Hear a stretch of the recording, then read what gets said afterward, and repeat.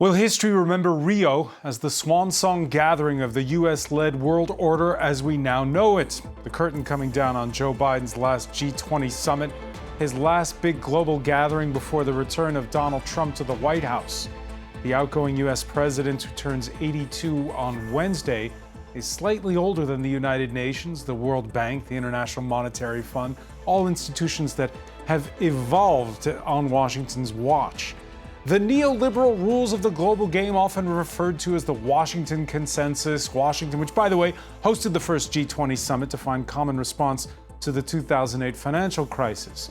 Now, already there are clubs to rival that consensus, including the BRICS, whose most recent summit was in Russia, and bids to bypass the US dollar as the world's currency. Trump himself is a convert to crypto and vows to ratchet up tariffs. Is it really the end of an era?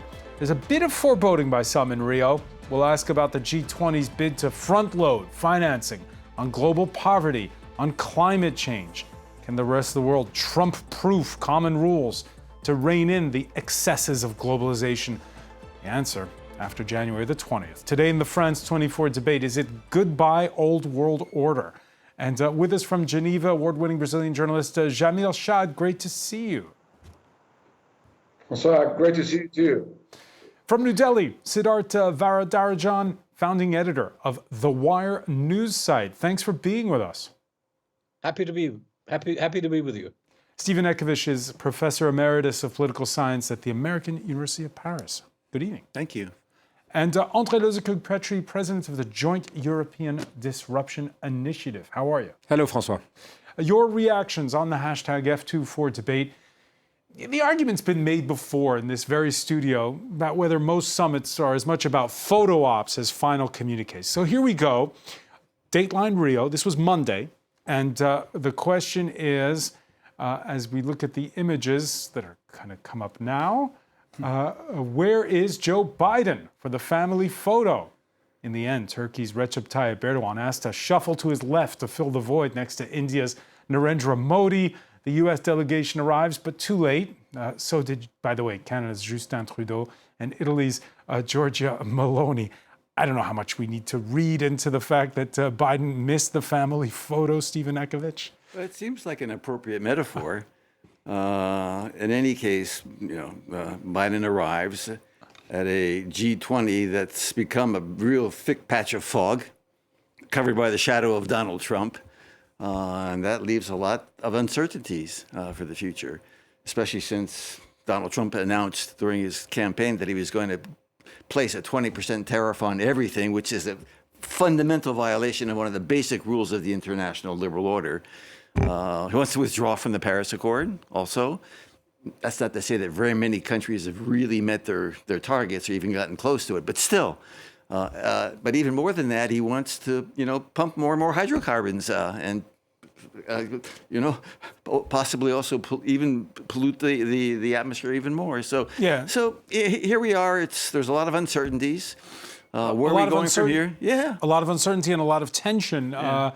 The curtain coming down on this summit in Rio on the day when it's 1,000 days since Russia launched its all-out invasion of Ukraine. By the way, that family photo also included a furtive handshake between France's President Emmanuel Macron and the Russian Foreign Minister Sergei Lavrov.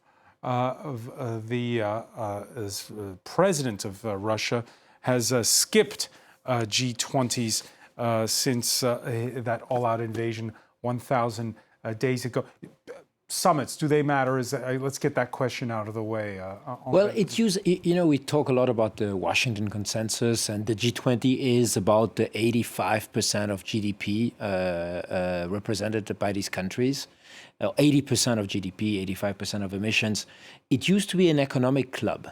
The problem is we are not anymore in an economic world, we are in a geopolitical world, where actually technology and defense and security matter more than economy. We can see very clearly what's happening in China, where economy is now less important than, security, nationalism, etc. So I think the club does not have anymore the operating system, I would say, to deal with what matters today, which is security, technology, and just power. And that's why Trump is actually the unifying factor, because everybody's only talking about him because he is bringing in a radically new software to the game. Yeah, and the elephant in the room, as you say, or as Politico reports it, he who must not be named is the president-elect of the United States. Of course, there are outliers. All too happy to toast the re-election of Donald Trump is Argentina's far-right president, Javier Milei. Siddhartha Varadarajan, who's also, or at least walked out of the COP climate summit that's taking place in Azerbaijan, and he's a fan of the change that's coming in Washington. A club like the G20 doesn't like uncertainty, or does it, or is it mixed? What's the view where you are? So is this a question for me? Yes. Look, I think India is heavily invested in the G20. And the summit held in New Delhi last year was used to great domestic propaganda effect by Prime Minister Modi. So I think India is very happy to be in the G20, to take part in its events, and is also one of those countries that is quite happy that Donald Trump has won the election. And we can discuss over the show how these contradictions get resolved and what they mean for the world. But from the Indian point of view, from the official Indian point of view, why is India happy about the re-election of Donald Trump? Well, I think Modi and Trump got along very well in Trump's first term. And I think Trump's decision, we imagine, to more sharply pivot U.S.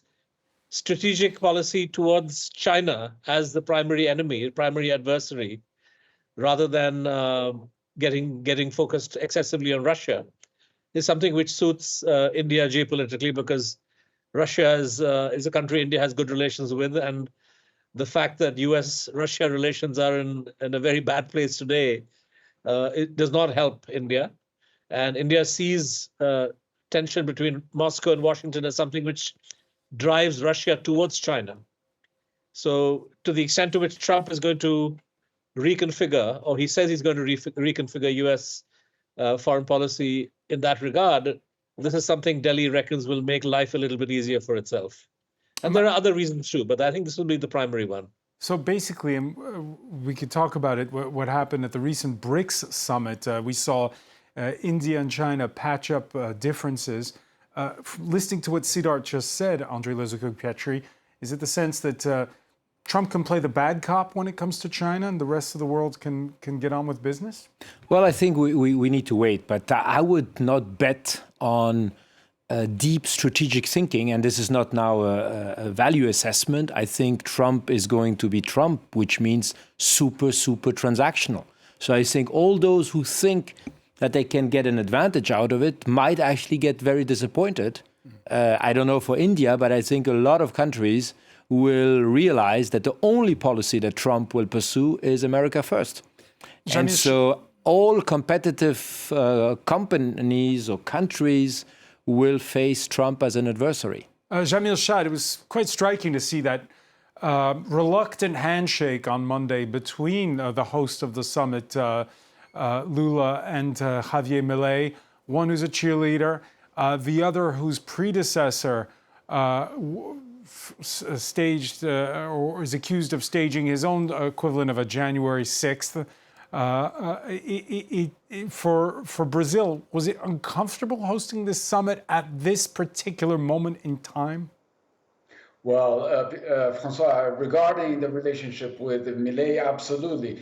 First of all, you have to understand the Brazil-Argentinian relationship is absolutely key in South America. It has been the key of foreign policy in Brazil since the 80s. So having a split between the two, or some of the two most important economies in Latin America, obviously it has an impact. Milei, during the summit, he attempted to derail the negotiations in many ways, including in climate change, saying that he would not sign up to any document that mentioned climate change or gender equality. These were the two terms that he refused to sign up to.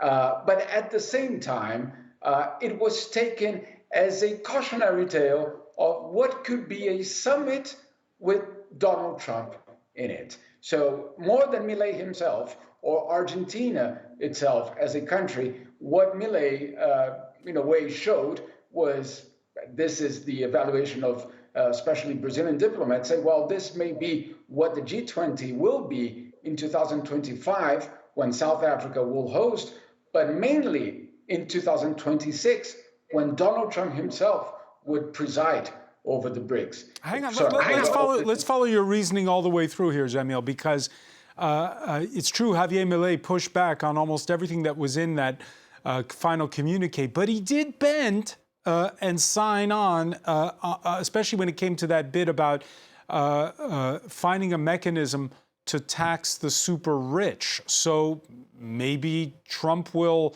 first make a scene and then bend? Is that what we can expect?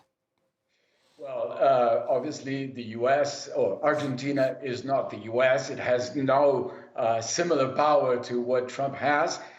It is also true that Milei, despite having signed up to the final document, it reserved, basically saying, well, I'm not accepting some of the paragraphs of the final declaration. So in a way, as you said, yes, maybe it was a scene, maybe it was much more of a statement than a decision itself, but still, it raised a question mark on what would be a summit with Donald Trump in it. Now, remember, Milei was someone that over the last couple of months criticized not only the G20 itself, but also the Brazilian government.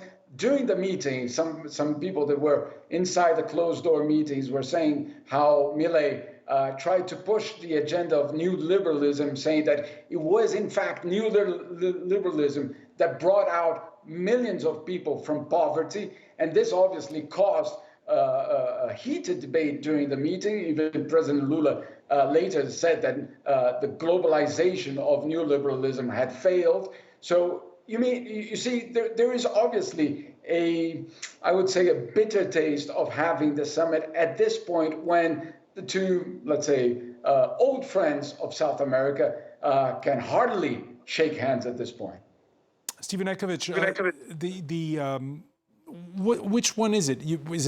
Is it what's the new world order going to be like? Is it tariffs, or is it cowboy capitalism, if you will, a very libertarian view of capitalism, the way Javier Milei espouses it? I don't know, and I don't think anybody knows. What I can say is that international institutions like the G20, like the World Trade Organization, and like the IMF, like the World Bank, were all created to bring some predictability to markets and to financial transactions. Donald Trump is a very erratic decision maker. And he even may find some pleasure and maybe in some of his own self-interest in sort of throwing bombs into those stable institutions. Donald Trump will, it seems to me, will reward those rich friends of his who are loyal.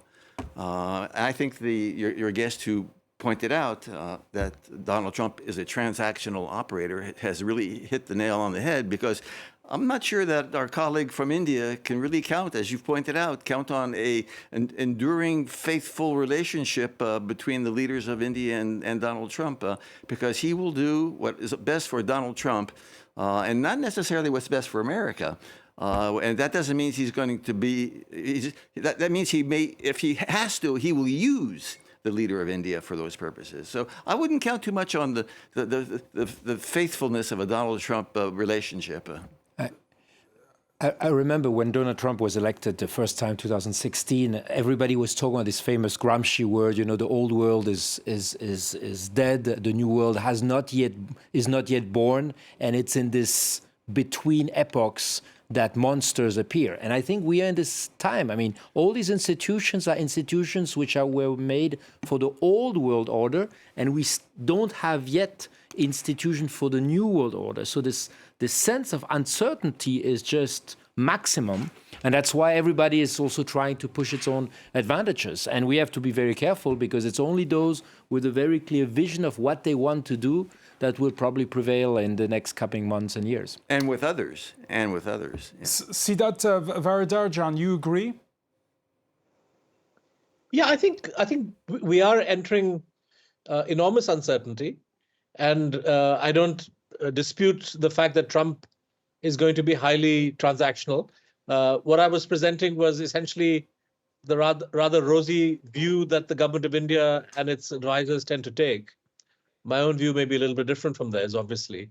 But I think that the key global body that's going to undergo all kinds of, issue questions about its relevance is perhaps not the G20 so much as, say, the G7.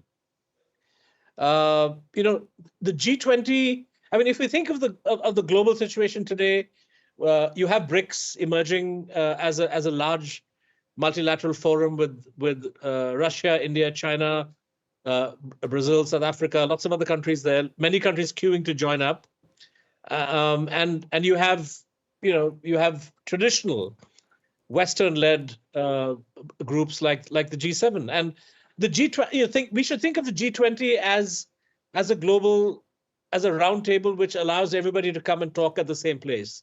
So BRICS is represented there. So is the West, and I don't think the G20 is necessarily going to diminish or dissipate. But I think the greatest amount of uncertainty that Trump brings is in his how is West Europe going to deal with somebody like him who takes a different view, at least in the campaign, on Ukraine, takes a different view on NATO, and he has advisors who have all kinds of pretty radical views when you compare them to the traditional American position. And you have a situation where you need multilateralism. Sorry for the wonky word there. You need global solutions to some of these problems. Top of them, and this was really what dominated discussions, because it's really a double summit we're talking about. It's it's one eye on Brazil, the other on the UN Climate Summit that's been taking place in Azerbaijan. Back in Rio, climate activists sounding the alarm for a burning planet. A reminder that while the G20 meets in Brazil, it's an uphill battle to get the COP29 to agree on financing for the world's poorest countries' energy transition. Progress together, but I urge you to keep going. I'm sure you will, regardless of my urging or not. This group has within its power to usher in a new era of sustainable development, to go from billions to trillions in assistance of those most in need.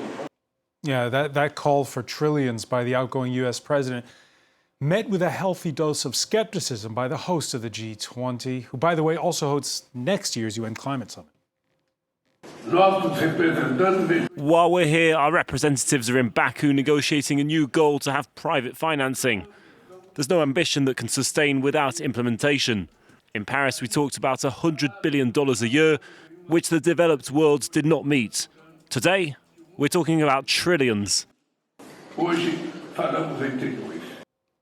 André Lezuko-Prechi, good luck then coming up with this financing, which is the future of our common planet. And unfortunately, on that one, Lula has a point. I mean, saying that, we cannot talk about trillions when we're not able to already meet what was agreed at the Paris Climate Accord, which is this transfer and adaptation funds that are badly needed. And the future does not look rosy because the finances of all the, I would say, G7 countries are in pretty bad shape. I mean, talk about France and Germany, but I think in the US, there is also going to be a big, probably a cut on federal expenditures, and those might be the ones who will be cut first.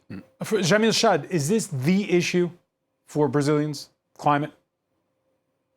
This is not the issue only for the G20, it is also COP29 and COP30 in Brazil next year. But just to put in numbers, what Lula was a bit saying very, very clearly, that you could see that he was not satisfied. One of the elements was the fact that before landing in Rio, Joe Biden made a stop in Manaus, basically the capital of the Amazon region. And there he announced a donation to the Amazon Fund, which is this mechanism basically to help protecting the Amazon.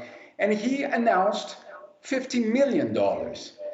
Just so we can put this in perspective, $50 million is the equivalent of the military aid the US gives to Israel in less than 1 day.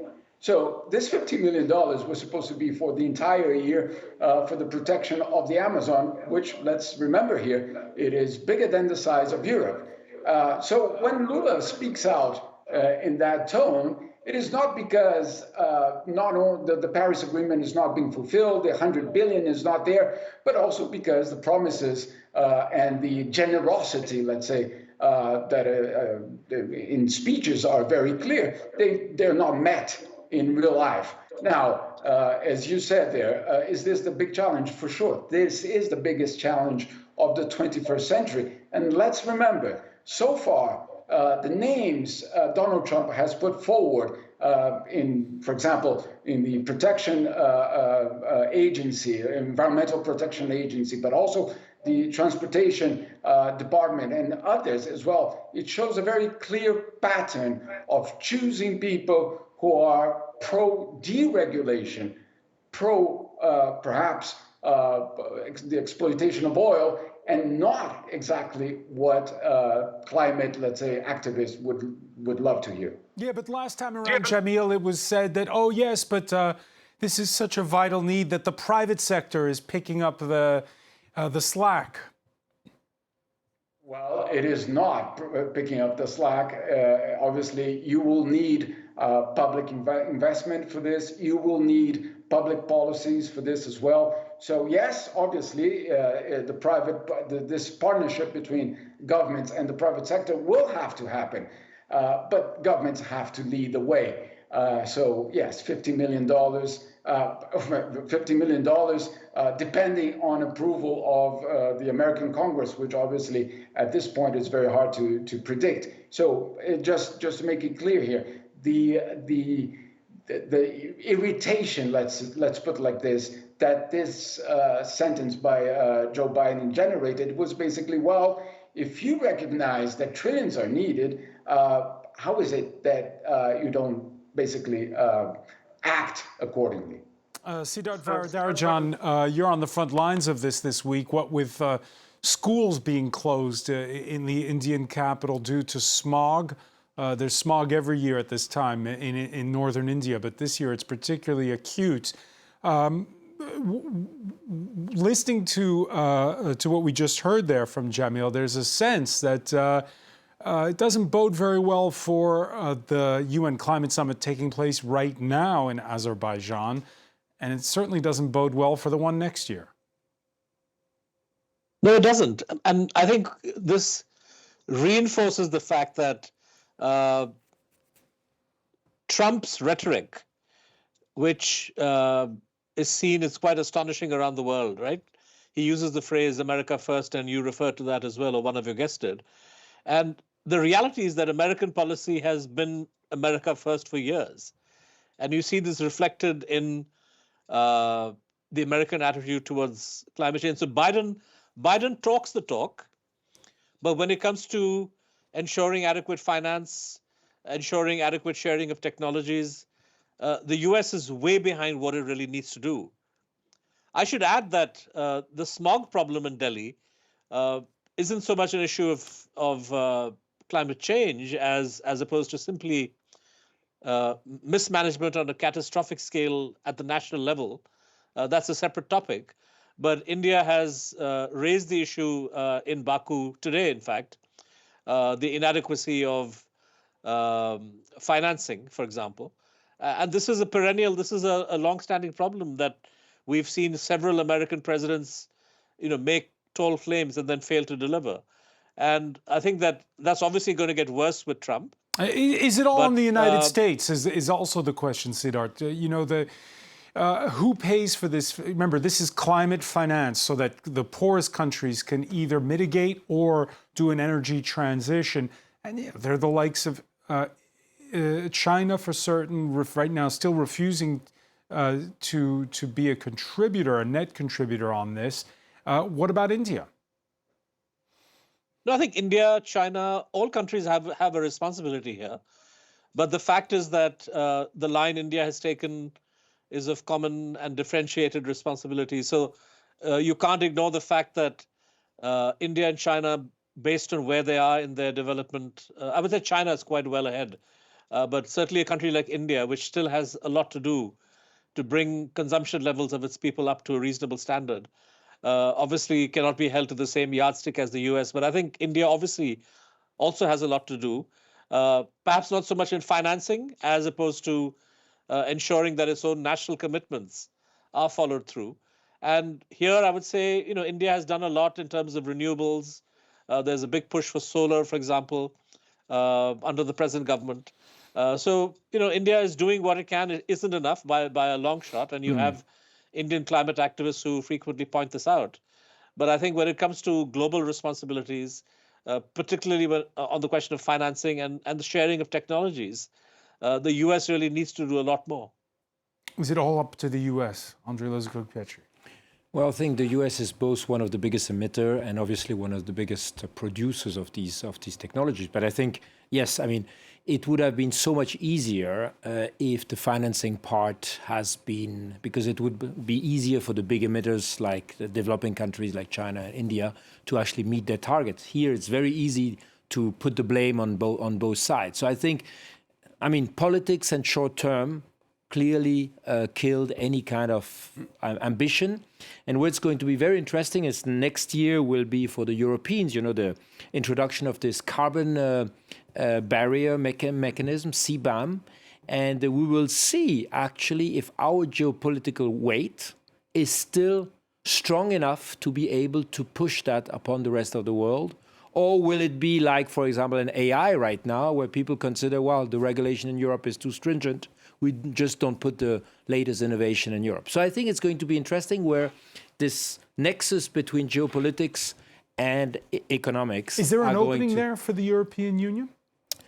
Well, if the European Union had a strategy, if the European Union was a heavyweight in terms of political force, but look, I mean, all European countries today are extremely weak internally. So it's not even a question of having two European presidents, which is this ridiculous image that von der Leyen and Charles Michel give us. That I mean, even the Europeans don't understand. So I don't understand who.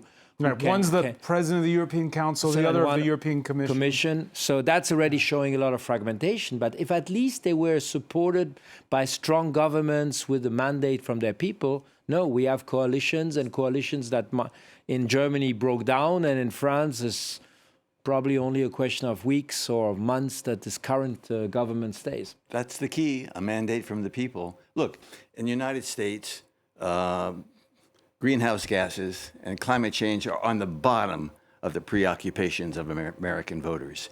When Joe Biden, the Biden presidency, tried to do something about that and put money into green energy, he didn't present it, first of all, as green energy, but an attempt to create jobs and bring down inflation. So the very direction of the spending was labeled as something other than trying to bring down. It was called the Inflation Reduction Act. And that was extremely smart from a political point of view. Yeah. So, I mean, once again, heads of government are not going to take a risk when they well know that this issue, even in France and other countries, is at the bottom of the preoccupations of their citizens. And economic growth, jobs, and inflation, that's top. And if you have to sacrifice, I'm guessing here, if you have to sacrifice clean energy to do that, I think it will probably be done for political survival.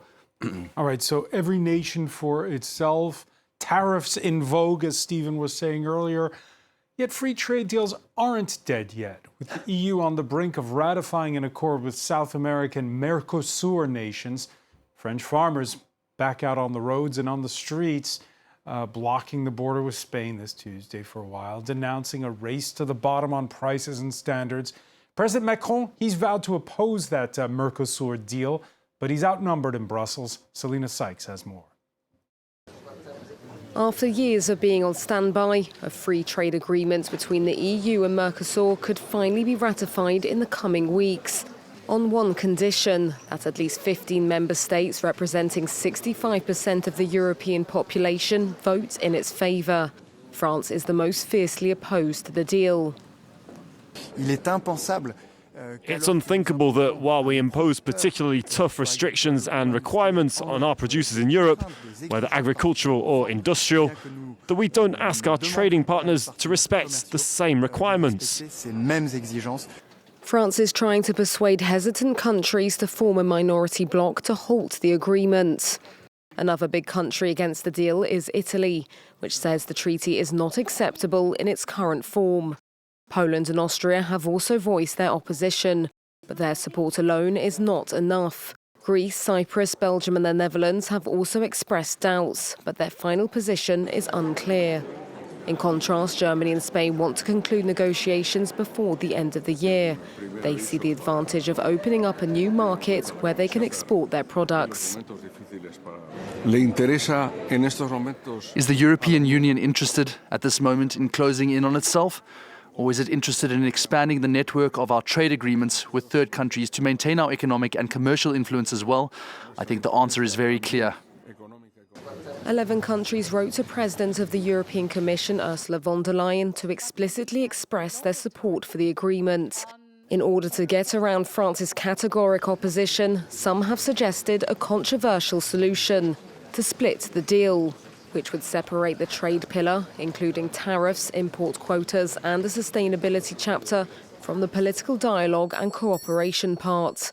Such a move would mean that the trade pillar could be adopted by a qualified majority at the European Council, without having the backing of a majority of member states.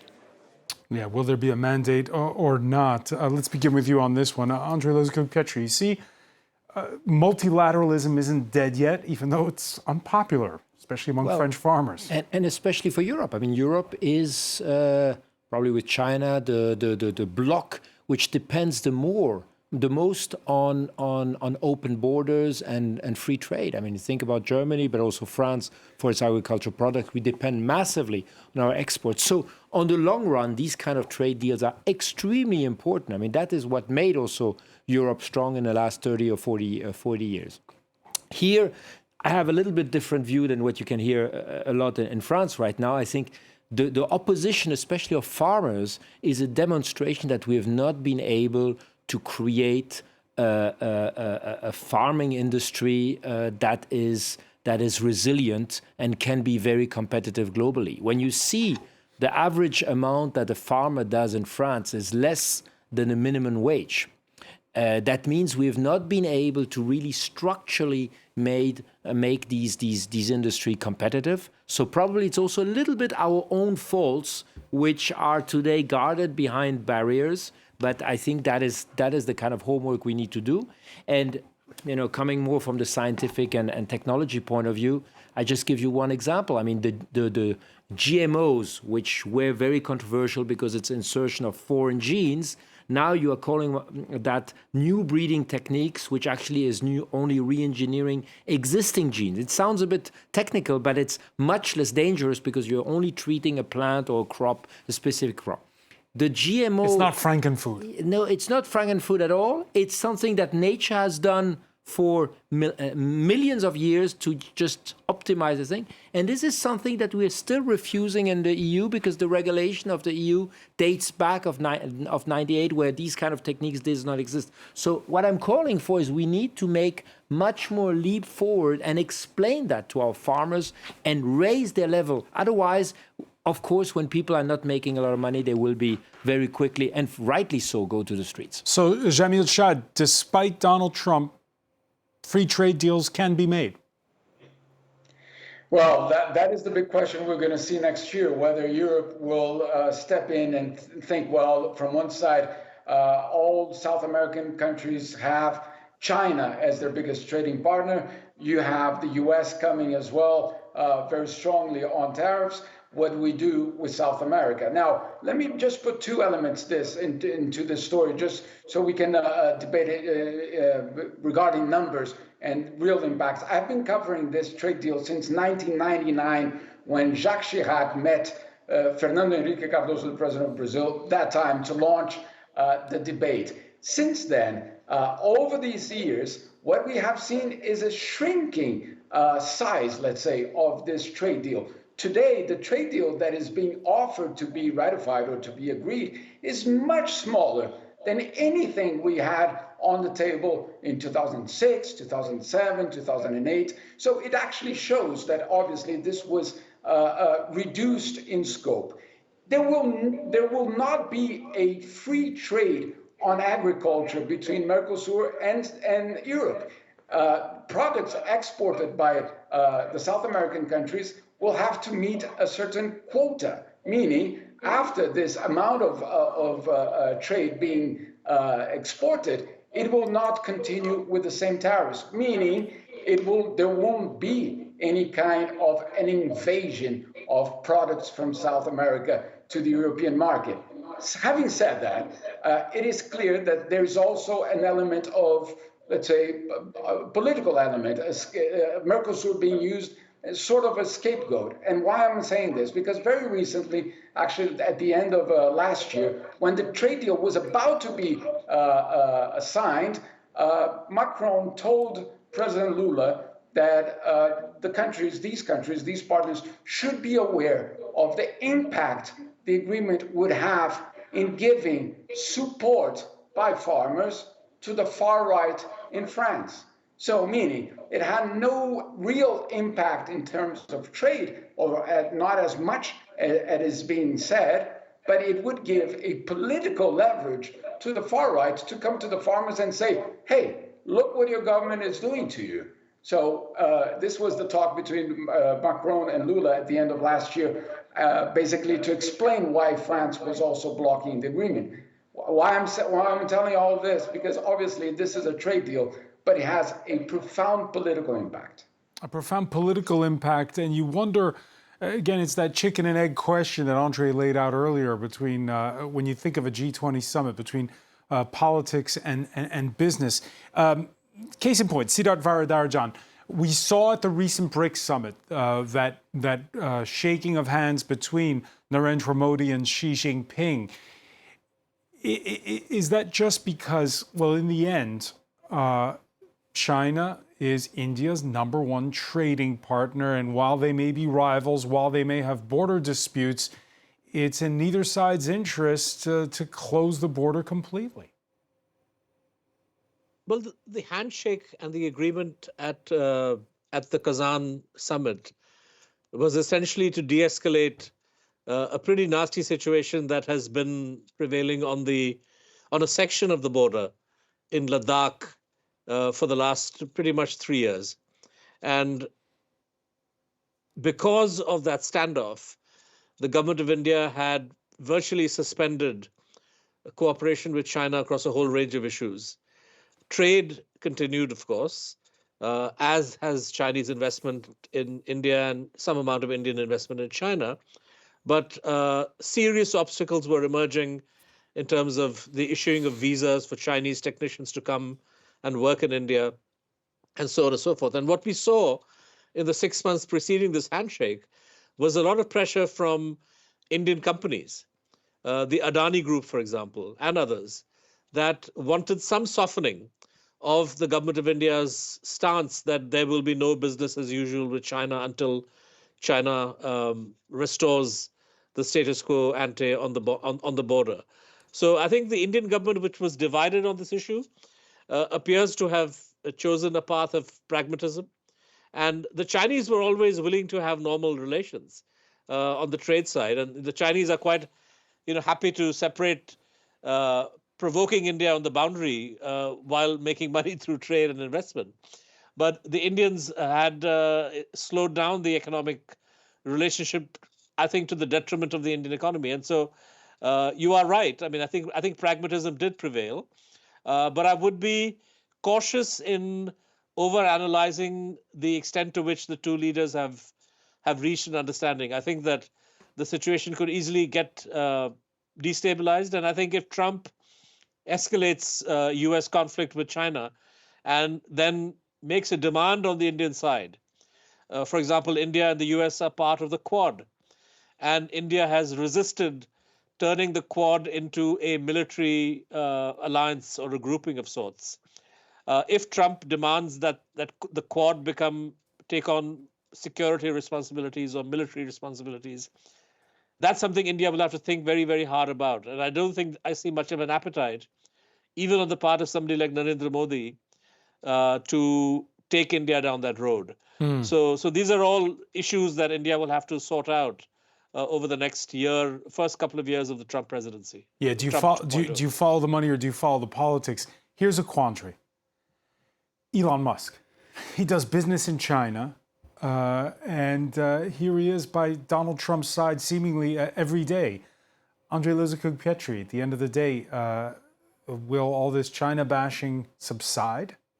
Well, I'm not so sure that Trump will be necessarily worse for China than the current Biden administration. I mean, Biden pursued already the pivot and I would say the great power competition that was initiated by Obama. And actually, Biden was Obama with a strategy. He implemented much tougher rules. Think about chips, totally excluding Huawei, putting pressure on Europeans. Think about the pressure on a company like ASML producing tools for producing these semiconductors. So I think Trump is going to be more transactional, and indeed Elon Musk will be there with this very peculiar situation where one of his biggest plans for Tesla is in the vicinity of Shanghai, and he has not severed the ties at all with the country, and on the other side being part of a very America first administration. So I think it's, again, there is not going to be a country strategy. There's going to be a case-by-case strategy, which makes all these groupings so complicated. I mean, G7, yes, it was the rich club, but it was a club which was made of like-minded countries. I mean, Biden administration like to say, friends and allies. There's no more friends and allies because they're so different. You will have AUKUS, you will have the Quad, you will have the BRICS, but even the BRICS, it's anti-West. But when you see the tensions that Siddharth very clearly showed between China and India, you don't see a joint strategy, just an opposition. Stephen Ekovich, a final word on this? The world is covered by a very complex network of international institutions, non-governmental organizations. If you look at a textbook of political economy, you can find a very elegant proof that specializing in trading, that means bringing down trade barriers, benefits everybody. In the abstract, that's true. But then you bring in culture, national security, and politics, and the whole picture gets distorted. So in the abstract, everybody can be for it. It's a great liberal economic principle. But when you bring in politics, once again, in its multifaceted forms, it once again complicates things. And climate might be the collateral victim of all that. Yeah, and climate will probably certainly be that, yeah. All right, on that happy note, thank you, Andrei Lizakug-Petri. We'll end it there. Yeah. Stephen Ekovich, I want to thank you. I want to thank Jamil Shad for being with us from Geneva, Siddharth Varadarajan in Delhi. Thank you for being with us here in the France 24 debate.